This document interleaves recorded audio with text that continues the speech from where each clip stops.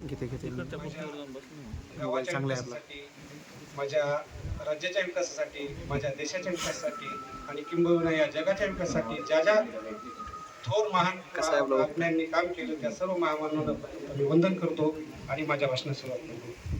आजच्या कार्यक्रमाचे अध्यक्ष डॉक्टर सांगळे सर, आजच्या कार्यक्रमाचे प्रमुख पाहुणे डॉक्टर तात्यारावजी लहाने सर, तात्यारावजी रसाळ सर, आजच्या कार्यक्रमाचे सत्कारमूर्ती डॉक्टर नामदेवरावजी आगाव सर, त्याचबरोबर आदरणीय व्यासपीठ, समोर असलेले सर्व अधिकारी वर्ग आणि त्याचबरोबर माझे व्यावसायिक बंधू आणि भगिनींनो, सर्वप्रथम माझा आपणास सप्रेम नमस्कार.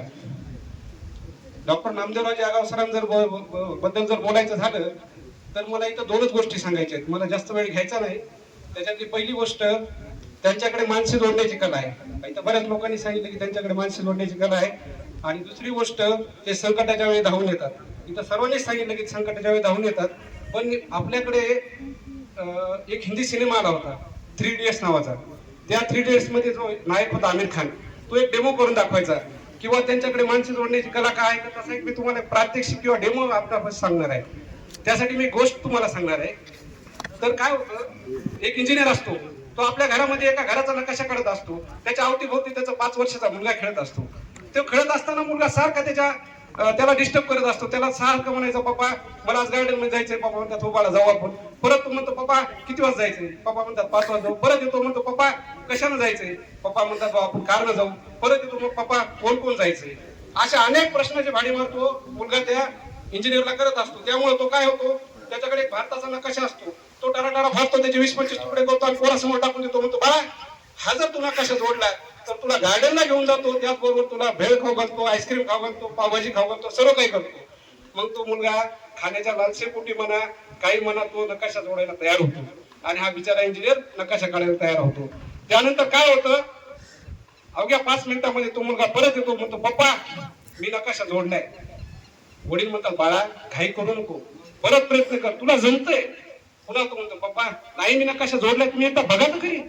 मग त्यावर तो इंजिनियर तिथं जातो, बघतो तर ते ना काश्मीर पासून ते कन्याकुमारी पर्यंतचा नकाशा हुबेहूब जोडलेला असतो. त्यात कुठलीही चूक नसते. जिथं महाराष्ट्र पाहिजे तिथं महाराष्ट्र, जिथं गुजरात पाहिजे तिथं गुजरात, असं सगळं बरोबर नकाशा त्यात जोडलेला असतो. हे पाहून इंजिनियर आश्चर्यचकित होतो. म्हणतो काय केलं बाळा तू, हे कसं काय केलं तू असं. मग त्यावर तो मुलगा म्हणतो पप्पा या नकाशाच्या मागे एका माणसाचं चित्र होतं, ते माणसाचं चित्र मी जोडलं म्हणून हा मी नकाशा जोडला. ज्याने माणसं जोडली त्याने दोष जोडला आणि ज्या माणसाने माणसं जोडली त्या माणसाच्या कार्यक्रमाला अशी माणसे उत्स्फूर्तपणे प्रतिसाद देतात. त्याचं उत्तम उदाहरण म्हणजे आजच्या कार्यक्रमाचे व्यक्तिमत्व डॉक्टर नामदेवरावजी आगाव सर यांना माझा मानाचा मुजरा.